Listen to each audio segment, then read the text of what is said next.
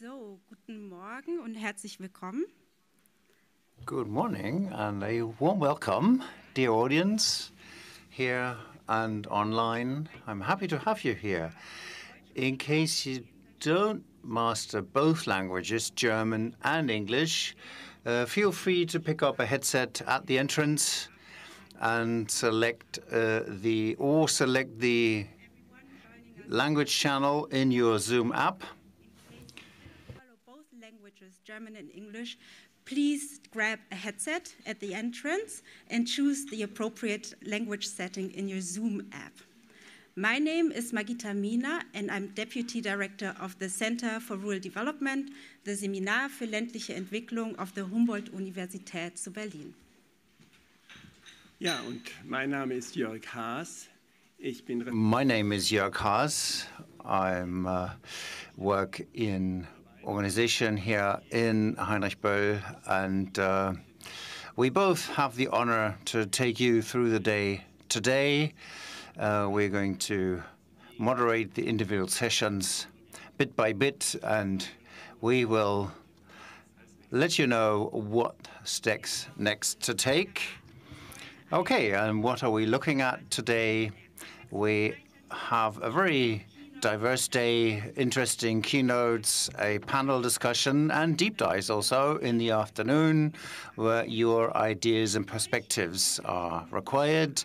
We have enough time for network in between, getting to know interesting initiatives in Berlin, and in the end, we will look outward with a keynote from Adam Tools, who will sum up the discussion of the day, allocate them to the historical context of sustainable development.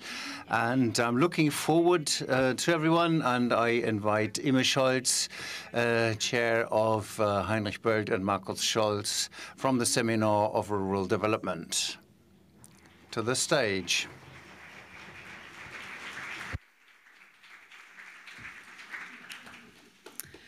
Herzlich willkommen. Welcome. Markus and I have decided that one of us speaks after the other, so please take a seat for the time. Welcome to this event today, the first Berlin Forum Global Cooperation here, and warm welcome to María Fernanda and Carlos Lopes. Once a year, we, Heinrich Böll and the Seminar for Rural Development of Humboldt University, in the context of this forum, want to create space for debate on German relations with those parts of the world where a growing majority of the world lives, people live, which is hardly mentioned elsewhere, the so-called Global South. We think a status and a debate are very necessary because the lines of international politics are changing quickly at the moment. In the discussion that I just had with Carlos Lopes, he also said that in my old institution where I worked before, we had invited him many times, and the change is so fast, so rapid, and especially here in Europe, and I think also in Germany especially, it's difficult for us to grab it. And this is why this event is one of the necessary spaces to get orientation in this changing world. In the Berlin Forum, we are going to look at the North-South axis of international relations, coined by historical and maintained inequality and a growing self-consciousness of the southern partners.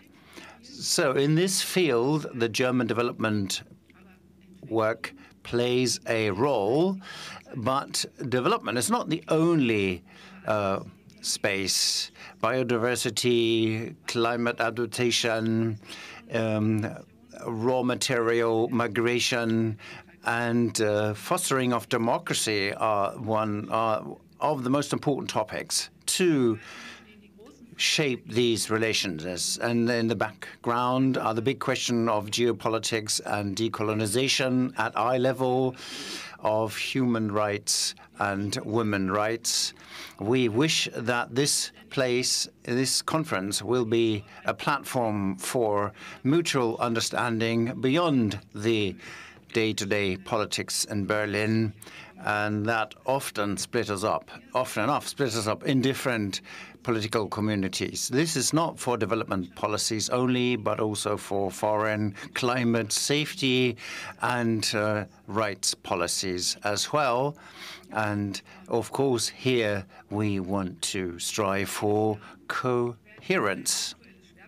Every year, we're going to focus on a current focus topic, but always we are going to look at the question how Germany, as a central country in the European Union, sees its cooperation with the Global South, what goals and targets are followed up by Germany, and how it considers the interests of its partners. How partnership can be implemented at eye level. Really, often we can't hear this term anymore, but we lack a better one. And how can we regain credibility in the sight of many broken promises and double standards? We think that this north-south axis today is more important than ever. Europe in the east is being attacked massively, and in the west we have the transatlantic relationship, which has coined the relationship for many, many years, is in its most heavy crisis since decades, since Donald Trump has moved into the White House. And the more strong we have to look to the south and strengthen that axis. The Trump administration is doing everything to break up disruptively the network of cooperation as we know. As today, it fights Agenda 2030, it fights the SDGs, they have left the UN, they have left the Just Energy Partnerships, and the USAID has been demolished, which made different and important contributions. The International Court of Justice is sanctioned by the Trump administrations, and the massive tariffs against many, many countries, many of them the countries of the Global South, have been damaged severely. And now this is just the entrance and the introduction. And now I would like to pass over to Markus.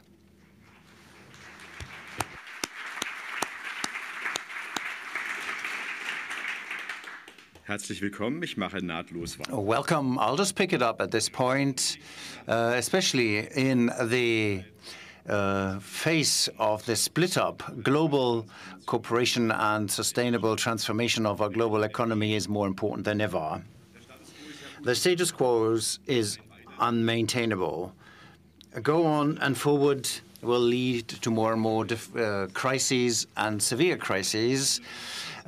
So deep change is necessary. This is why the Berlin Forum focuses this year, in this first year, on the motto, from disruption to transformation. In Germany, a new black-red coalition designs the international cooperation. Despite a massive pickup of credits, the central aspects of the system are threatened. This is not a very good trend. McKinsey has calculated that more than a third of the spendings of international cooperation have been cut.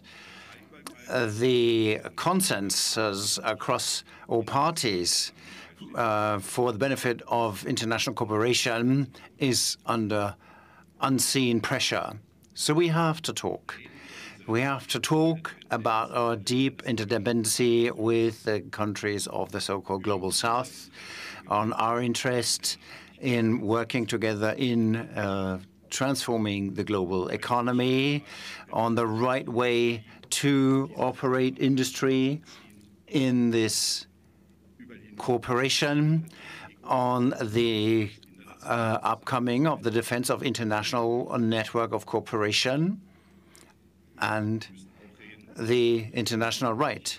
We also have to talk about the shadows of lost credibility if we ask for solidarity with the attack on Ukraine, that now we see that humanitarian rights are kicked in the face in Gaza. We also have to talk about how all of this could be done already today and how we are going to explain this to the generations to come. In this first Berlin Forum, we want to start the overdue debate in this era of disruption, now and here. The debate has never been more important than today.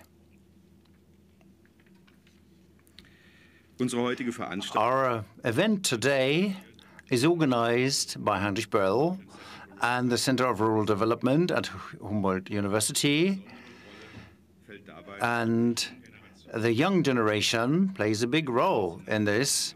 The international scholars of the course of International Cooperation for Sustainable Development. This upcoming international generations of young professionals from all over the world have set up this forum, especially in the deep dives, and we want to thank you already now for your great commitment. But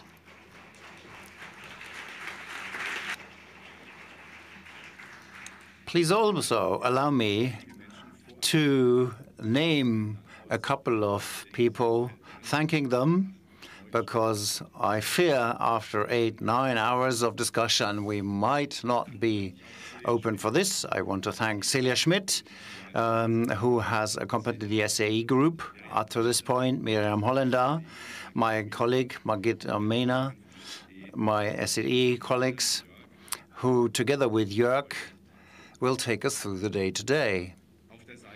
On the side of the Böll Foundation, of course, everything was held by Elena Glant, supported by Selina Wilfer, and thanks also goes to Florian Fox from the management office, and Jörg Haas as the speaker for the conception of the forum, getting all the most important input.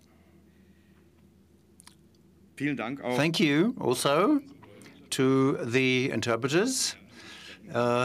Ladies and gentlemen, please try to speak slow and clear. They allow us today to have this in both languages and create communication, which is what it's all about. The technical team will support us, the facility management, the assistants. Thank you all for doing all that background work. And last but not least at all, our thanks goes to all of you in the first, second, third row, right down to the back of the room. And, of course, online, all of you who want to talk with us today, who have come engaged in contributions in panels, fishbowl discussions. You want to have this discussion with us here today, and we are happy for that. I'm looking forward to intensive discussion with you today. We are looking forward to you, and I wish all of us a great conference. Handing over back to the lead. Thank you.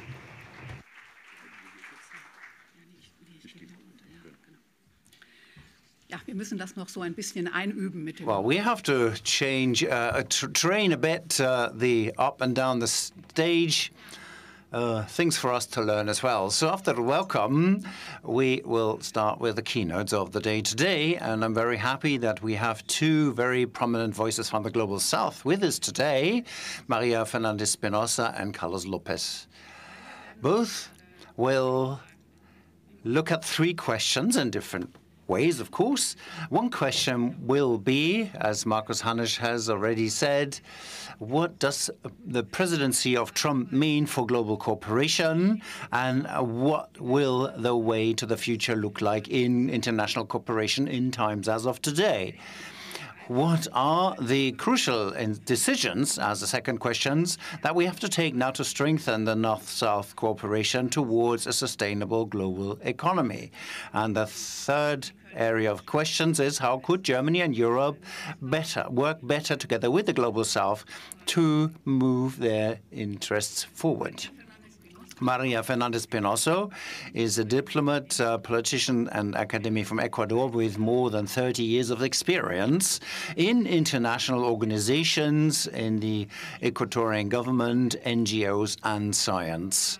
She was president of the 73rd General Assembly of the United Nations, 18 and 19. She was foreign minister, minister of defense, and for culture and natural heritage in Ecuador, and she is very engaged in many different ways. It would take too long to list the whole list of her engagements here, and we are very happy that she has been working together with us for many, many years with Heinrich Böll as coach of the project Debt Relief for Green and Inclusive Recovery, providing suggestions and proposals for a development of the debt problem. Fernanda, thank you for coming. The floor is yours.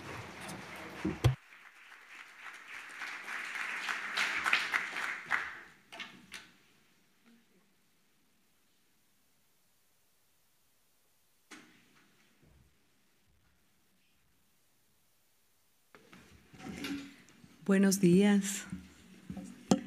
Good morning, everybody. And well, when I arrived last night, it was raining and gray, and having been spending quite a time in Berlin, it wasn't news to me, but today we wake up with an incredible sunshine, and perhaps this is you know, it means something that today is going to be bright and rich in terms of the conversation and the discussion. Let me start by thanking the organizers and Heinrich Böll, of course, SLE and Humboldt University. Thank you for having us. And the truth is that, yes, we need to talk. We definitely need to talk. And allow me, I heard the questions, of course, and I have organized, you know, what I would like to share with you in three sections. Number one, I would like to, you know, I'm a poet. Thank you for the very generous introduction, but I'm known sometimes as a poet, and as a poet, I think that we need to revisit the analytical categories that we use, and you know, go through an exercise of resignifying and redefining when we have these spaces for conversation. Number two, I would like to do a little bit of a zoom in on the current financial architecture, because resources and money you know, are important, especially for countries like my own, of course. But the way the finances are organized around the world are also a symptom of what is going on. So behind the amounts, the financing gaps, and all of that, the debt architecture, there is an intentional political choice, and I think that's important. And number three, I would like to basically explore some thoughts regarding governance, how we organize ourselves to govern our commons in our public goods. And I think that this goes perhaps a little upper than the question on the current US administration, because the world is organized in 194 countries and in a very interesting, volatile dynamics today. So let me start with a quote and with a little bit of an exercise in the room. And the quote says, "The best way to guarantee one's national interest is through international cooperation." Who said that? I was shocked myself because I won't go into the polling in the room, but this phrase was said by Henry Morgenthau Jr., the US representative at the closing session of the Bretton Woods Conference in 1944. And I think it really is telling that already at the time, and when we were funding, creating, establishing the Bretton Woods institutions, we heard that phrase from a person like him saying, that the best way to guarantee national interest is through international cooperation. And I think that's exactly what it is at stake right now. So first of all, we heard already a little bit of context setting, why we're here, basically.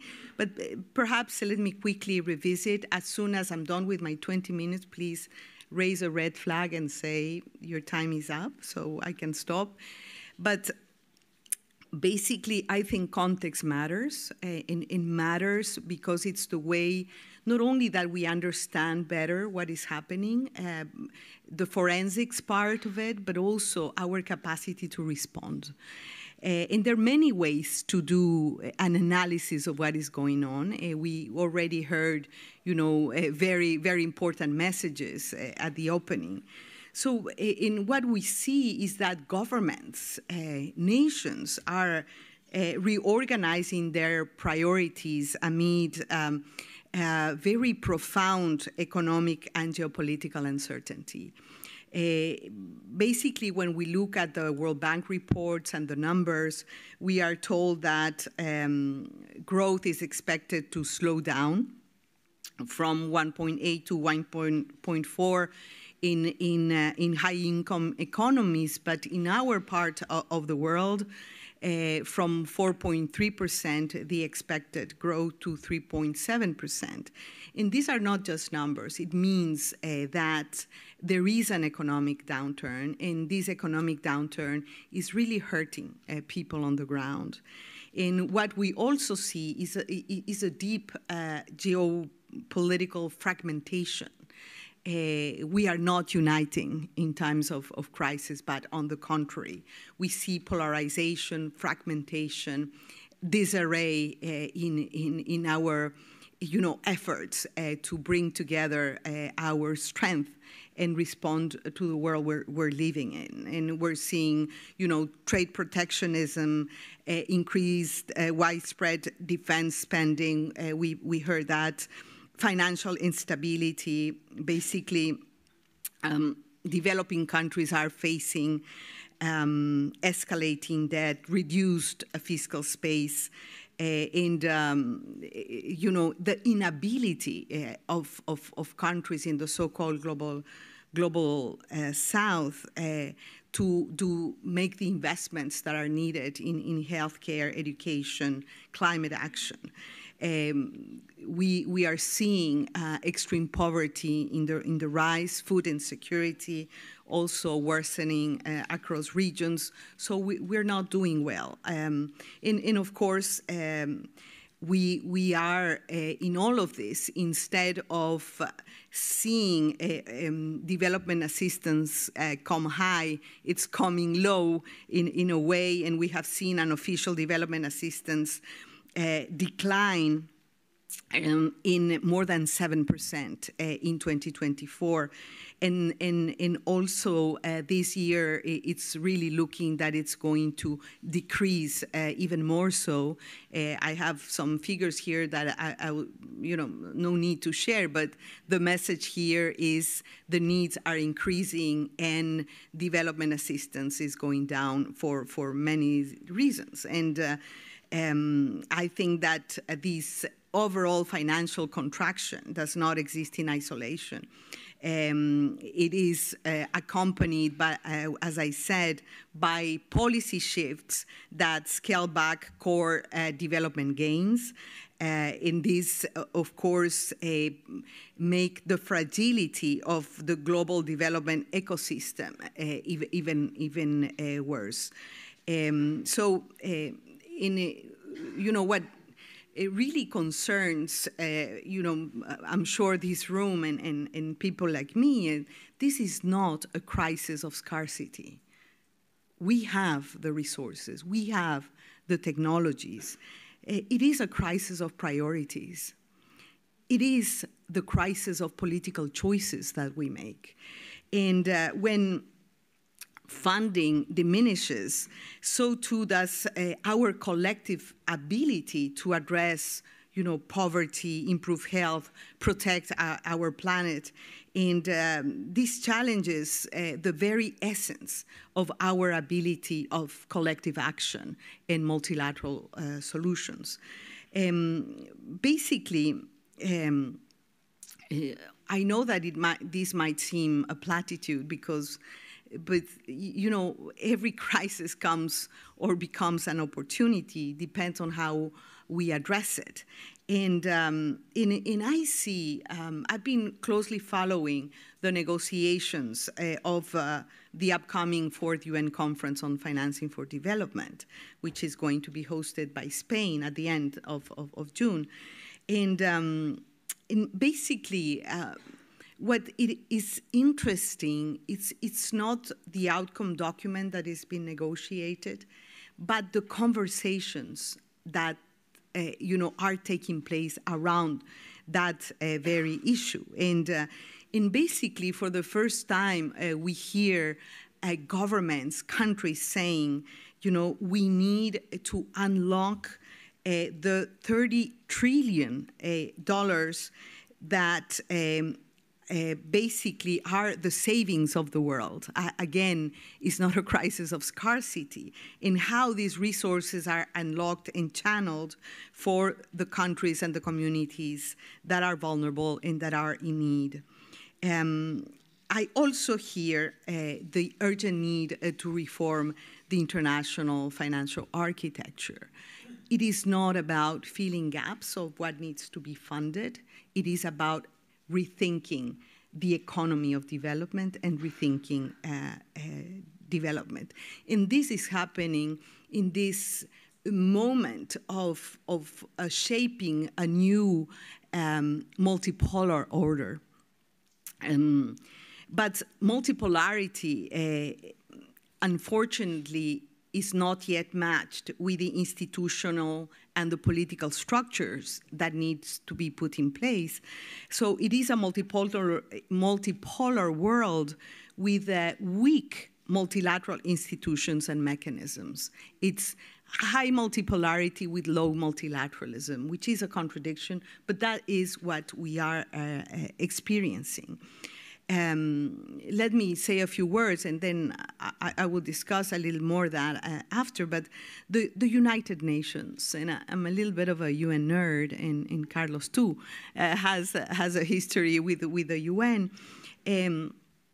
It's seen as the epicenter of multilateralism, and has basically I see the United Nations as a vital global public good. The organization itself. But it is undergoing a profound crisis and out of resources, of political traction, and with a significant performance challenge. And sometimes, a few weeks ago, a very high-level official of the UN said, we are undergoing a profound liquidity crisis. And I said, excuse me, the person I was talking to, this is not a liquidity crisis. It is a political crisis that the organization is going through. So let me quickly go to these three clusters that I mentioned. And I thought that, to context is always interesting, and we're going to hear more during the day today. So number one, as I mentioned, the issue of resignifying, redefining the core analytical categories that we use. And I brought many examples, but I would make it short so I can, respect the time that I was allocated. The first issue is, I think that we need to move away from the narrative of aid, overseas development assistance and aid, to one of cooperation. I really like the title of this forum because of that, because we really need a new model of cooperation and rooted in reciprocity, in mutual accountability, in shared purpose.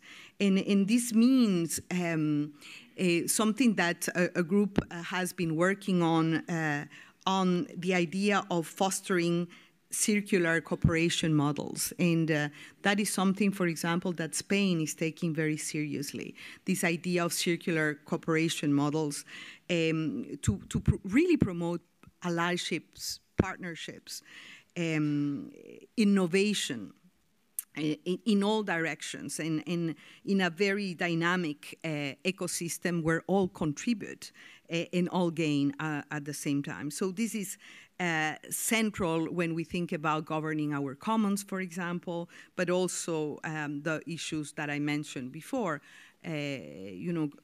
eradicating poverty, inequalities, the triple planetary crisis that I won't go into that.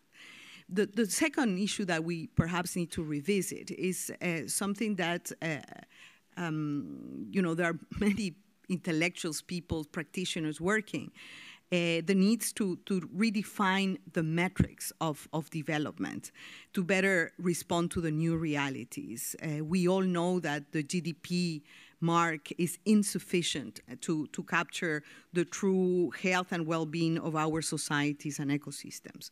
So the beyond GDP exercise is gaining traction. The system of national accounts in many countries is being updated.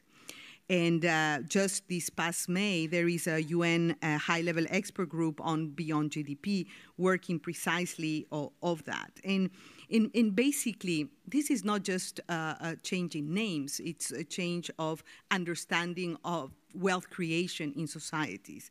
And this shift includes, for example, recognizing the air system that underpins our life, accounting for air, water, biodiversity, the pollination services. And these are truly foundational assets that should be fully integrated into economic valuation. And we have the tools, for example, the UN's environmental economic accounting. So I think we also must properly value the contribution of the so-called Global South. I don't think I have the time to go into this category of Global South, but being a geographer myself, Global South doesn't correspond to how the world is organized, especially today. But I prefer to use the global majority because we are the global majority. But basically, what are the contributions from labor to innovation, from carbon capture to biodiversity preservation to indigenous knowledge, climate resilience and adaptation strategies, there is an illimited list of the contributions of countries like my own to the global economy, but to the global well-being of people and the planet. The number 3 example I would like to bring is the importance to understand and rethink and revalue labor. Reread and reinterpret the importance of care work, for example, but not only care work to care for other humans, but also care work to care for the environment, environmental stewardship, in how value creation is done. So these dynamics of value generation through the skills, innovation, economic impact, if we're talking about numbers, here just keep in mind the $647 billion in remittances sent to middle and low-income countries that make a huge contribution to development. And these remittances have grown in 650% in the last 20 years. And in fact, if you compare that to the 200 billion that multilateral development banks lend each year, it's really something to think about. Basically, when we think about, again, going back to the material issues, when we look at how much resources developing countries have transferred to the global north, these account for $900 billion, and these are numbers of UNCTAD, which is respectful source. So in a recent study of the Autonomous University of Barcelona found that only in 2021, 2022, the global north imported 906 trillion hours of labor from the south while exporting just 80 trillion. So basically, I think that it's very important to see, the financial fluxes, north-south, south-north. I have 5 minutes, and most of the issues that I still would like to share with you. Again, I think that the geography of financial flows needs to be, rediscussed because it serves, I think, the purpose of looking at alternatives. Again, to rethink and revisit the concept of the global south. New Zealand, Australia are in the southern hemisphere. Because, yes, and I think I won't go into the details, but, I prefer to use the category of global majority. I would stop just for the last example, I would just stop short on which is the issue of redefining sovereignty. And this, I think, it's critical because basically what we're hearing is that national interest counters in sovereignty and national sovereignty counters collective action and counters multilateralism. And basically, I think that we need to think about what cooperative sovereignty and the sovereignty of people really means. The issues of legitimacy through global engagement, sovereignty in the service of humanity, the idea of network multilateralism, the issue of interdependence. I think it's absolutely critical, and perhaps we can discuss that later because I think this is at the center of justifying the go it alone, the nationalistic approaches to global well-being. And this is not only a problem of politicians and the narratives, it is a problem of citizens defending their own space and protecting their well-being, alienating themselves from the role of global citizens. In this, I think it's part of the core challenges that we face. The number two issue I promised I was going to address, but perhaps in the conversation later, is the need to reshape the financing for development architecture. So who wins with financing development? As I mentioned at the beginning, I think that we need to move from the logic of deficit thinking to a comprehensive reform of the global financial architecture. This includes, of course, reorienting financial flows with all the issues that I mentioned before to serve human and planetary means. It includes integrating, and I'm going to use a shorthand, which is not very popular these days. It's called the Sustainable Development Goals. It means integrating the Sustainable Development Goals into all public and private financial planning. It really means reform the multilateral development banks, the global and the regional, to transform not only their working methods, but their rules and their governance. Again, we can discuss that. And, the lending capacity of all multilateral banks are $300 billion.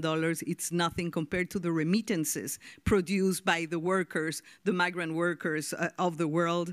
And I think that We have many experts in the room, but the issue of debt, it's really something that we need to rethink.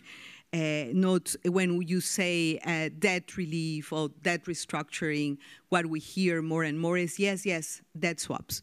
It is more complex than that. The Debt Relief and Green Recovery Initiative has put forward, very concrete responses to that in a more holistic, comprehensive way to address the issue of debt with a club of beneficiaries, but also how to deal with the different creditors and how they operate and create and what are the rules of the game. The other issue that needs to be looked at is the need for a global fiscal pact. Unfortunately, we saw the United States withdrawing from the negotiations of the UN tax treaty last week, but this is absolutely vital. Tax cooperation, avoidance of tax evasion, illicit financial flows, all these issues are absolutely critical when we're thinking of a new financial architecture. So it's in this exercise, again, is not how to fill the gaps. It is more systemic. It is a redesign of the international financial architecture.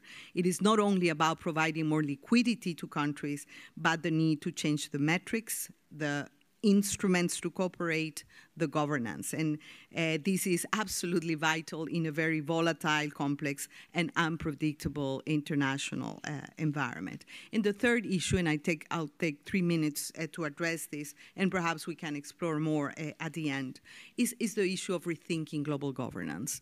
The main challenge, perhaps, that we have is how to govern interdependence in today's world, how to protect national interests through global cooperation. What are the institutions? What are the rules? What are the mechanisms? So multilateralism is not a threat to sovereignty. It is its modern expression, I would say.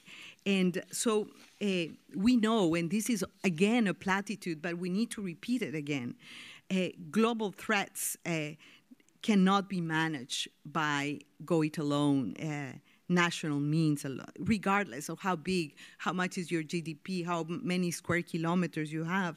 We cannot do it alone. So we do need governance designs that protects national interests through cooperation, not despite it. So basically, there are issues, and when I think about the future of the United Nations, for example, the issues of legitimacy, capacity, accountability, performance are absolutely critical to regain trust in the capacity of these global organizations and institutions to deliver for people on the ground. And I think that a reform, a United Nations 2.0, should be the anchor of this architecture. And of course, we need to value and deploy in full the regional integration mechanisms. Today, as we speak, or perhaps later in the day, there is the BRICS summit in Brazil taking place, where I really look forward to see what they come up with. BRICS, but the regional integration mechanisms, the African Union, ASEAN, CELAC in my own regions. Most of the institutions already exist, but they're underfinanced and politically paralyzed. And unfortunately, I'm thinking about my own region of CELAC, for example. So I think the issue of reform, but structural reform, real reform, is not a utopian project. It is a strategic necessity. And this, of course, require, the necessary political traction, the necessary citizens' involvement and public participation. And I think that the future of sovereignty is precisely about co-writing the rules of the world we want. And that's not a contradiction. It's the only path forward. And I think that at the heart of this renewed governance arrangements on how we come together to govern our commons I think that the issue of peace is absolutely critical, and I'm saying this knowing the place where we are.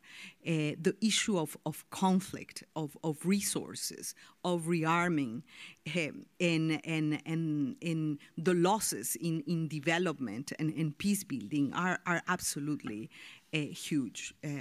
I strongly believe that the United Nations should regain its role in preventive diplomacy, in building peace, in a more inclusive human security architecture, and better tools for collective security. So. To close now, I promise it's a closing statement. There is a new order in the making, with new alignments, with new cooperation dynamics, a greater role for the middle powers, the BRICS, as I mentioned, for greater regional integration, and we see the different regions coming together. A greater space for China. I think that China is a critical actor through its three mega initiatives on the Belt and the Road, the development, the security initiative. This is gaining space and traction, especially in the developing world. China as a great funder of the United Nations system, with 20% of the core budget now being funded by China. In contrast with a $0 budget from the U.S. to the United Nations. And believe me, this creates, I think, a space for movement with new allyships, a new very important role for middle powers, in my opinion, a make it or break it moment for the UN, a very strong wake-up call right now. So I think that there is a golden opportunity for the UN to reinvent itself. Some say that we are facing a new San Francisco moment. There is a very vibrant movement out there of scholars, citizens, countries, politicians for a structural reform. Let me just cite two that I'm close to and following with interest. One is called the Better Order Project to, redesign the UN. The other initiative is called the Second Charter. There is a group of people and now of countries and governments, including Brazil, thinking about the need to reform the UN Charter. So I think that there is an opportunity for the UN to gain trust and legitimacy. There is this UN-80 response from the current administration of the UN. In my opinion, it is not about merging, lowering costs and merging organizations. It is more than that. It's rethinking the mandates, rethinking the traction, the connection with citizens, the accountability mechanisms, but we have something in hand. And I think that basically, I would say there is, again, a platitude, but a reality.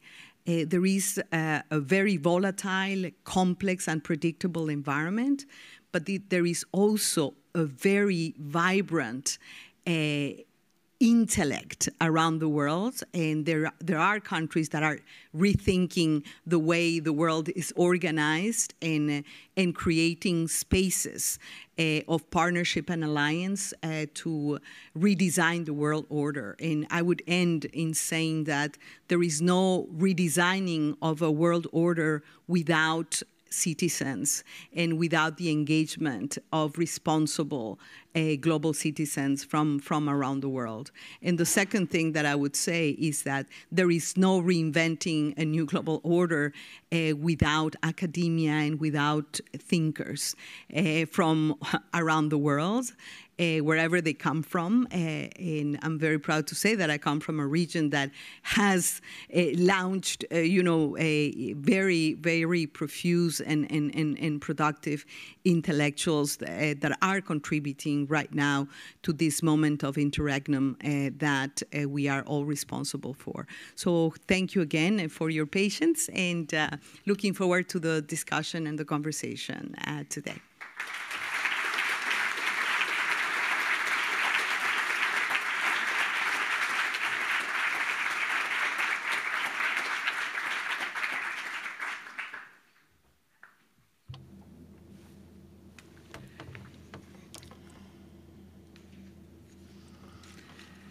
Vielen, vielen Dank. Thank you very, very much for this inspiring talk, and also for the trust in the institutions of cooperation. We need institutions to come together to really Zu schützen. protect the global commons and use them. Thank you. Thank you for the many hopeful information. The debate on redesign of the United Nations, the project Better UN project, I have to say, I hardly hear these in the German discussion, also not from those who are responsible for cooperation on the UN level. That was very helpful. Thank you very much. And now I'm looking forward to Professor Carlos Lopes. He teaches at Nelson Mandela School of Public Governance in Cape Town. As a renowned development economist, he was in the United Nations in leading positions as a political director for General Secretary Kofi Annan and as executive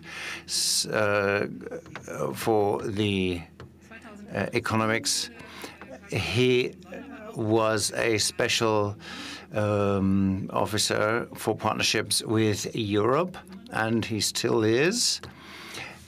And he was at our conference, Monopoly in Africa, in 2017. He was here and gave us lots of good thoughts there, and we are looking forward to your keynote.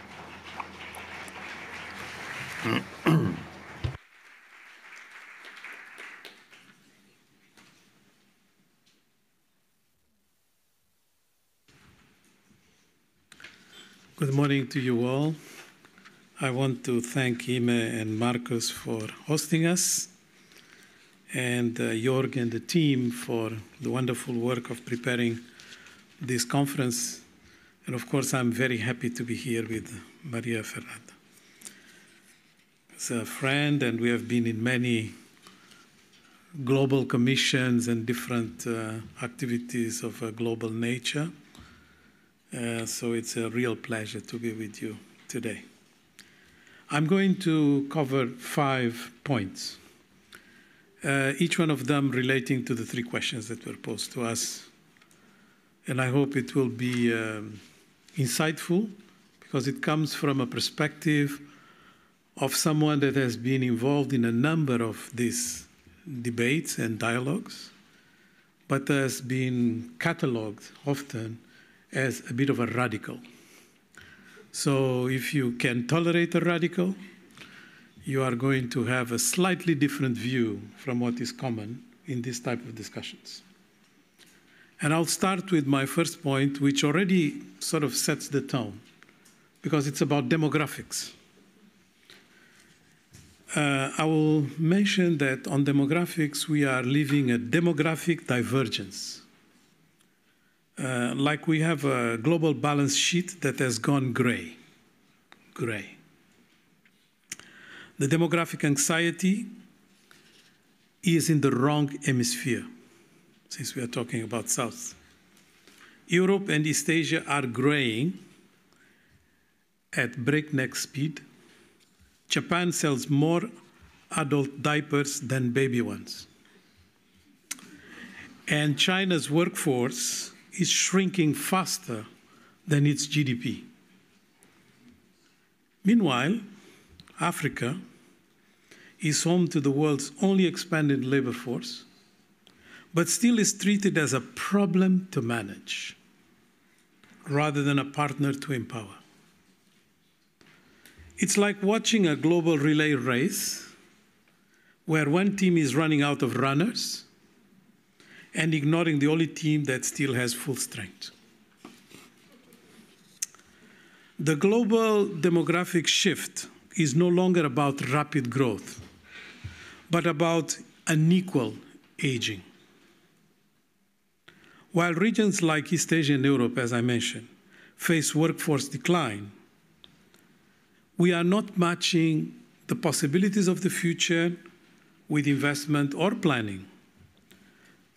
The North, the global North, if you want, resists migration precisely when it needs labor most, framing, for instance, Africa, but not just Africa, Africa's youth as a problem. This political blindness undermines global productivity and exposes multilateral incoherence.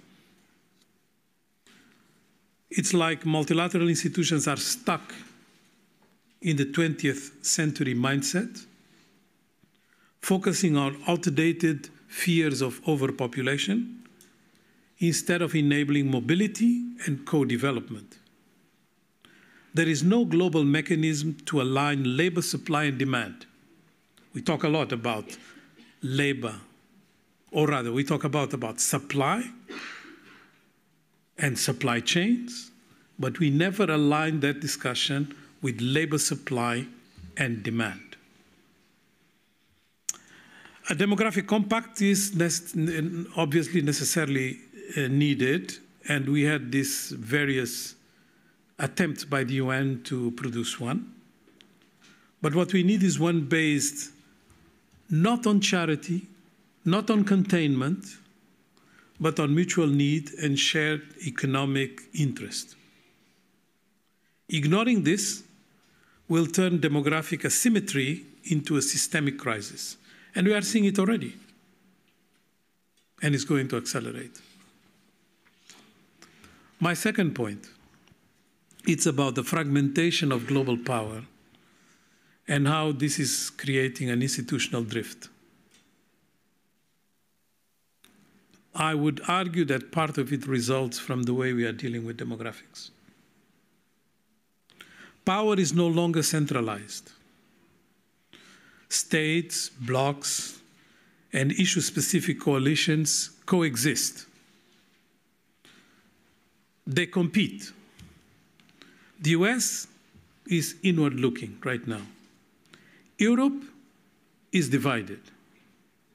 And the Global South engages in multiple players with multiple assets for sure, but completely disorganized and fragmented, and without any ideological alignment. Multilateralism was built on stable hierarchies, predictable partnerships. But today's world is shaped in fluid interests, regional edging all the time, and tactical alliances. So institutions cannot cope. The institutions struggle to adapt to this reality, but in fact, they are having the hardest time.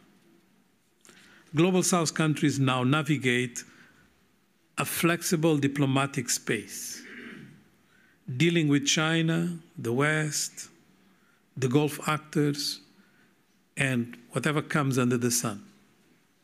This shift that they tactically use all the time also reduces the relevance of rigid multilateral mechanisms and weakens any attempts of coordination. Institutional legitimacy is no longer determined by formal representation, as we were used to, but by a combination of formal representation and an array of other types of interventions. What matters is delivery. Delivery on debt, delivery on climate, delivery on digital access. If this doesn't happen, it's talk. And, of course, we have a lot of talk, precisely to compensate the lack of delivery. Institutions that can't respond quickly can be sidelined, and this is already happening. So, in fact, power used to be like a G7 dinner. Assigned seating, fixed menu, and no surprises. Now it's more like a global potluck, where everyone is bringing their own dish, and nobody's using the same recipe. The US is prioritizing economic resilience. They say this is the way they are going to build their economy. I have my doubts. Europe is multitasking, with one hand tied behind its back. It's the alliances of the past.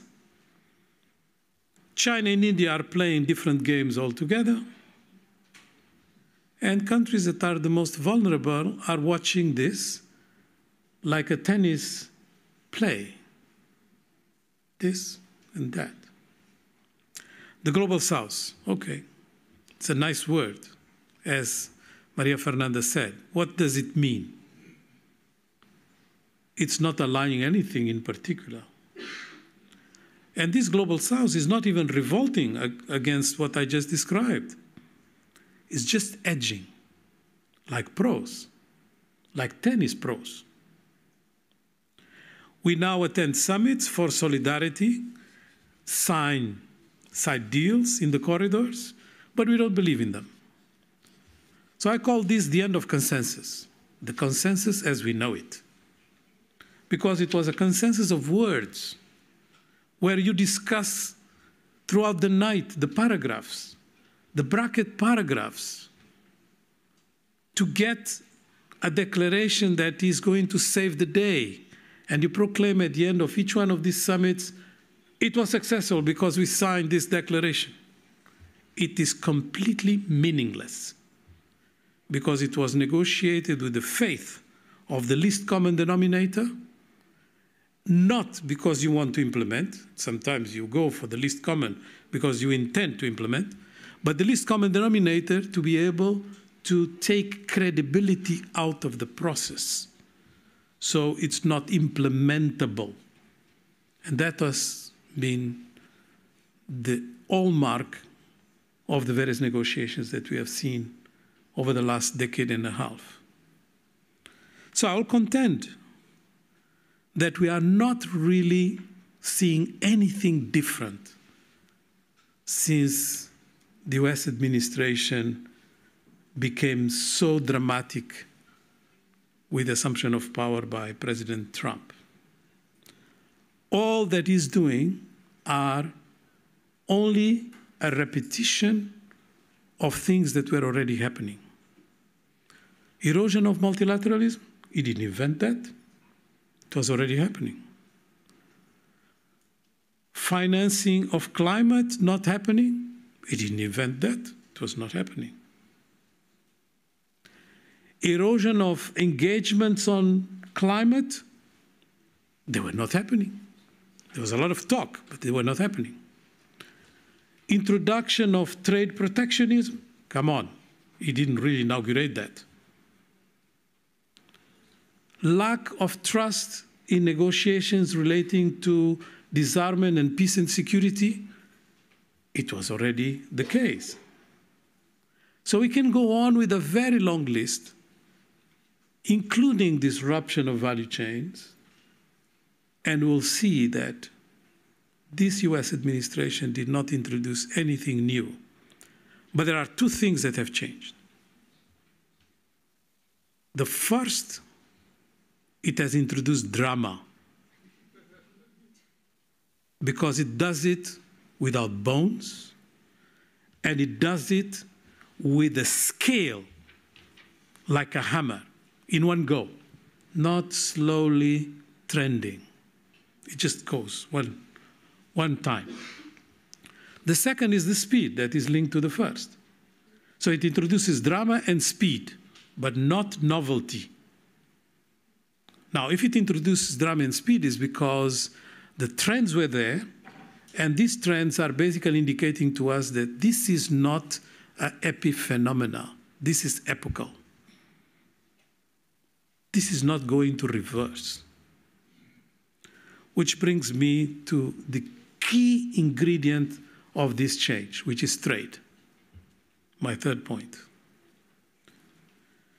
Well, it's no longer a sport for gentlefolk. We have built our wealth over the last 4 decades, to be precise, since the establishment of WTO, 3 decades.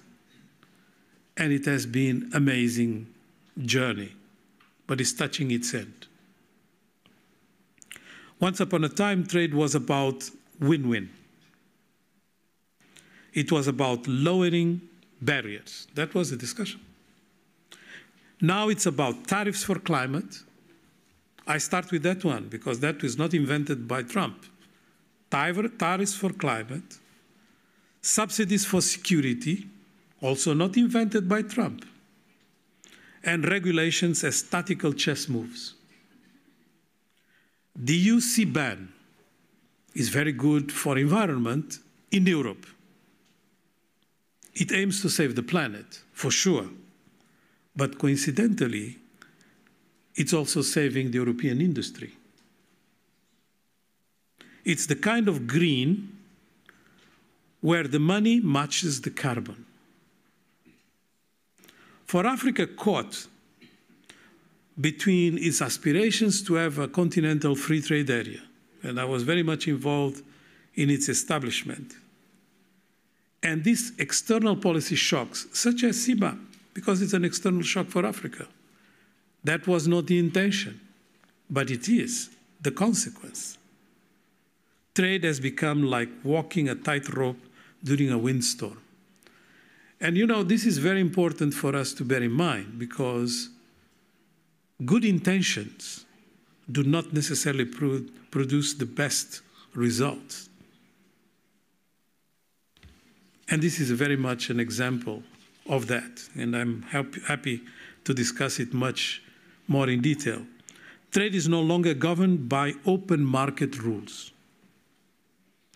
Strategic competition now shapes industrial policy, with tariffs and subsidies deployed to build resilience. We hear that word a lot.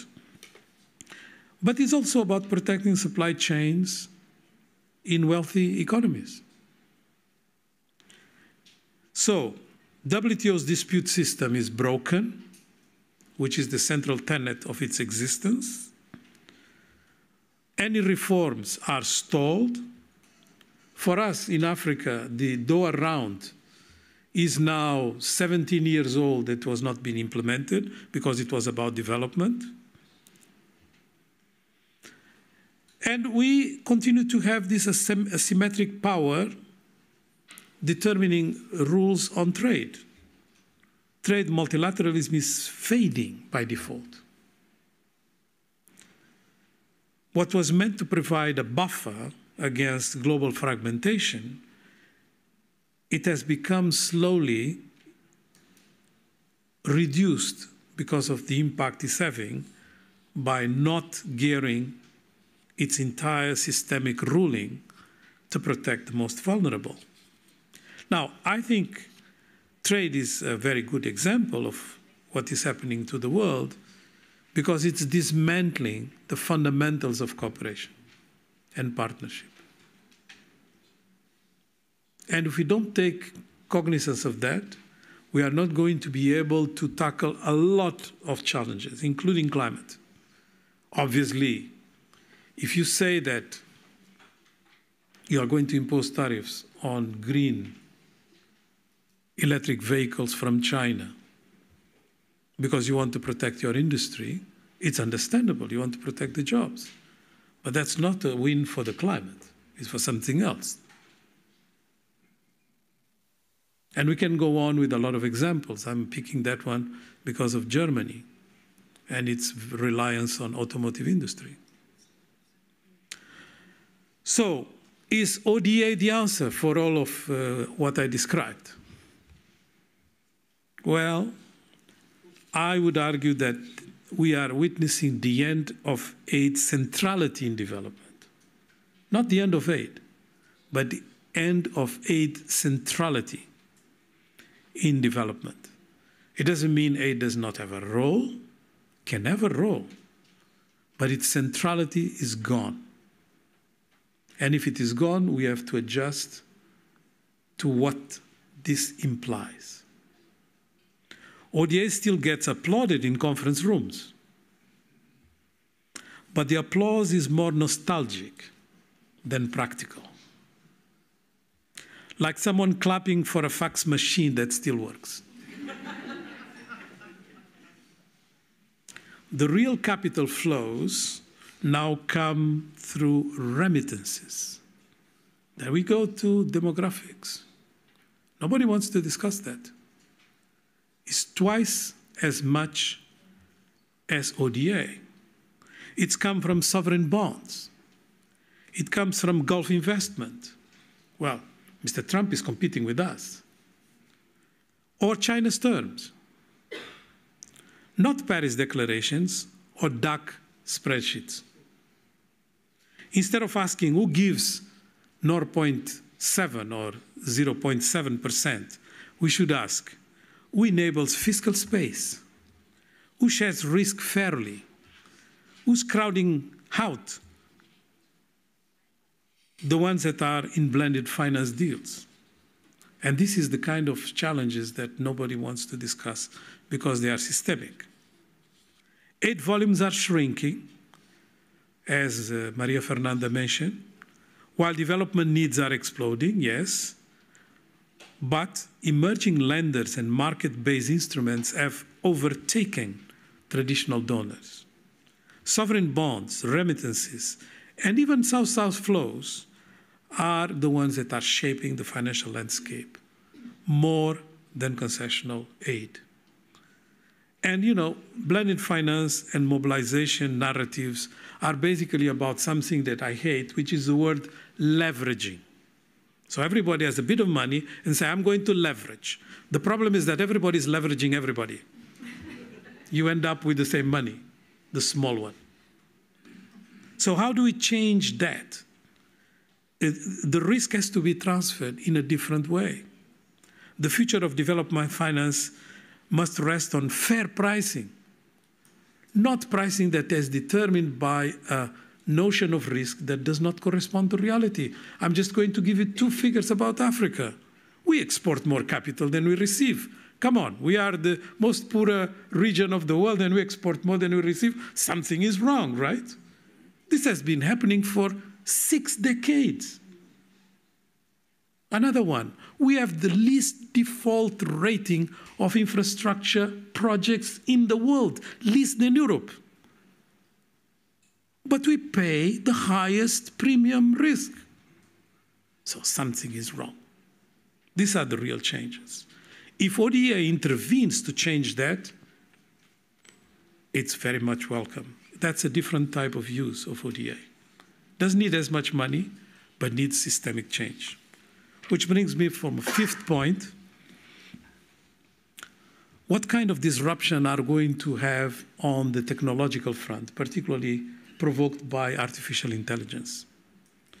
Is it going to be an element that is going to address some of these issues? For instance, in terms of the labor market, very disruptive moment that we are living. Well, I would argue that AI doesn't just disrupt, it also absorbs. What I mean is that it feeds on data, much of it scrapped from global commons, and spits out knowledge governed by a few firms and even fewer countries. So we are in the trajectory of higher concentration, not less. AI is redrawing global power through knowledge control. You think that soft power is to give ODA to be nice in diplomatic circles? That was the past. The new soft power is to control the minds. And you control the minds through social media, artificial intelligence methods. That is a much more powerful soft power. You don't need the other. You can scrap it. You control the minds. In my part of the world, you would be amazed with the number of people that love Mr. Trump. I can't understand it, but I know why. It's because of these new forms of soft power. Models trained on global data now produce value concentrated in a few countries and a few firms, leaving most of the world excluded from new knowledge economy. Intellectual property regimes that we are so used to being the central tenet of our economic system are exploding, or imploding rather. Why? Well, because we don't understand that artificial intelligence is about stealing. It's about stealing and recreating. And when you steal, it's very difficult to attribute ownership to specific types of knowledge. AI disrupts this model. And if you protected the standards of living based on IP, intellectual property, in the future this is no longer going to be possible. And the consequences are quite daring. A global governance framework for AI is urgently needed. And this is not even in the UN discussions properly.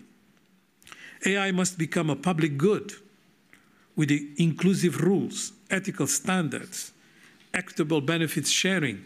But this is not at all on the cards. It looks like it's something very remote. Most of the global south is invisible in this system. Our languages on AI, marginal.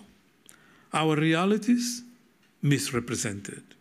Our ownership, nil. Even our creativity is monetized. It's monetized in Silicon Valley, but it's also monetized in Shenzhen. Before we know, it went missing. IP systems weren't designed for this. IP, intellectual property systems, are still based on an idea that we can patent solar panels. While AI models are remixing our archives without even saying thank you. Which brings me to my last point. So what kind of multilateralism are we going to have with all of this? Multilateralism needs more than institutional Botox. It needs very profound reform. Our institutions were designed for a slower, simpler world, fewer crises, fewer actors, and more gentlemen's agreements. Today's world is faster, messier, and less polite. Legitimacy now comes from function, not from form. You deliver, you matter. It's transactional. You host more summits than solutions, you are background noise. Multilateralism wouldn't die dramatically, as much as Mr. Trump will contribute to that drama. It will just stop getting invited. That's the real danger, irrelevance. Irrelevance by obsolescence, not by overthrow. Conclusion, disruption is not a phase. It's a job description for all of us. Now, the world is changing faster than our institutional arrangements, our institutional reflexes. Now is the time not to adapt to something that is legacy, but to build the new. This is not a pendulum swing. It's epochal, as I mentioned. It's a landscape shift. Our job is no longer to protect the system. We think it is. It's to make it useful again, which is a slightly different proposition. Not the sanctuary of legacy agreements that we are so attached to, even emotionally. but a scaffold for collective action in a fragmented world. And for that, we need to learn how to navigate turbulence. Turbulence, unpredictability has been weaponized. If you live in a world where turbulence and unpredictability is weaponized, you better be ready not to stick just to what you know, but rather to prepare for what is new. Thank you.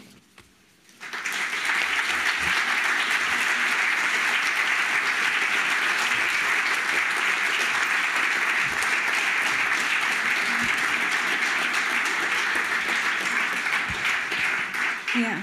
Thank you, Carlos Lopes, for these very inspirational words. You started out saying that not everyone can tolerate a rebel. I personally welcome rebels, so your words resonated with me very much. Sehr eindrückliche Worte, die auch Very impressive words that inspire us for more. We are going to ask Carlos Lopes back on the stage in a minute. And if you haven't had enough by then, you're welcome tomorrow to the book presentation in Humboldt University of the book, The Self-Deception Trap. That will start at 5 o'clock in the afternoon, and you'll find more information on the website of Heinrich Böll and SEE.